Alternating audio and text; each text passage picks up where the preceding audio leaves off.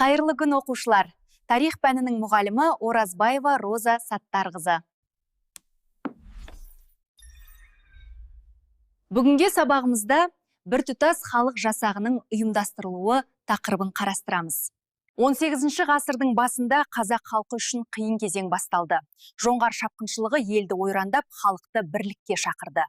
Бүгінгі сабақта мен сізге мыналар туралы айтамын. Қазақ халқының 300-і қалай біріктірілді? Біртұтас халық армиясының құрылуы мен маңызы. Біртұтас халық жасағының ұйымдастырылу. Оқу мақсаты Қарақұм және Ордабасы құрылтайларының халықты жоңғар басқыншылығына қарсы жұмылдырудағы рөліне баға беру. Зерттеу сұраған неліктен Ордабасы ел бірлігінің нышаны болды. Оқушылар суретте кімдер бейнеленген? Отырған адамдар кімдер деп ойлайсың? Жиын қай жерде өтуі мүмкін? Сенің ойынша олар қандай мәселені талқылап отыр? Жиынның тарихи маңызы қандай деп ойлайсың? Қарақұм. Қазақ ақсүйектерінің құрылтайы 1710 жылы Қарақұмда өткізілді. Бөгенбай батыр жауынгерлік жасақты бастады. Әбілқайыр хан тойтарыс беруді ұйымдастырушылардың бірі болды. Қарақұм.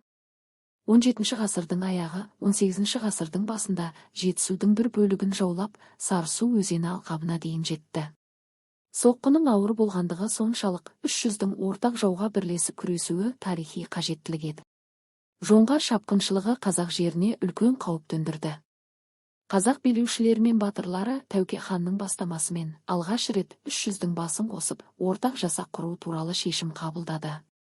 Бұл бірлік жоңғарларға алғашқы ірі тойтарыс беруге мүмкіндік туғызды.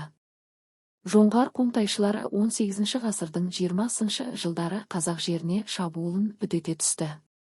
Шайқастарда асқан ерлік көрсеткендеріне қарамастан, қазақ әскерлері жоңғарлардың тегеурінді қимылына қарсы тұра алмады. Жоңғарлар қазақ жерінің едәуір бөлігін басып алды. Жоңғарлар мен қазақтар иеліктерінің арасындағы шекара шамамен Ұлытау, Балқаш көлі мен Шу, Талас өзендері арасындағы өңір болды. Ел басына күн туған қиын кезеңде билік үшін ішкі талас тартыс хандықтың жағдайын одан сайын ауырлатты. Жауға тойтарыс беруді ұйымдастыру үшін күш біріктіру қажет болды.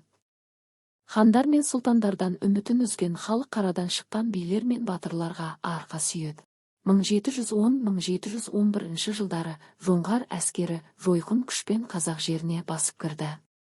Жоңғар басқыншылығына қарсы күресті ұйымдастыру үшін 1710 жылы Қарақұмда 300-дің өкілдері бас қосты. Тәуке хан қазақ әскерін басқару құрылымына өзгерістер енгізді, ұйымдастырудың жаңа жоспарын ұсынды. Ол сұлтандар билігін шектеуге, 300-ді беделді билер арқылы басқару жолымен нығайтуға ұмтылды. Құрылтайға қатысқан Қайып пен Әбілқайыр сұлтандар, Қанжығалы Бөгенбай, Шақшақ Жәнібек, Тама Есет батырлар халық назарын аударып, жиында айрықша көзге түсті. Құрылтайда бүкіл қазақ жасағы құрылып, қазақ жерін жоңғар әскерлерінен азат ету жөнінде шешім қабылданды. Қорытынды. Қарақұм мен Ордабасы құрылтайларының халықты жоңғар шапқыншылығына қарсы жұмылдырудағы рөліне баға беріңіз.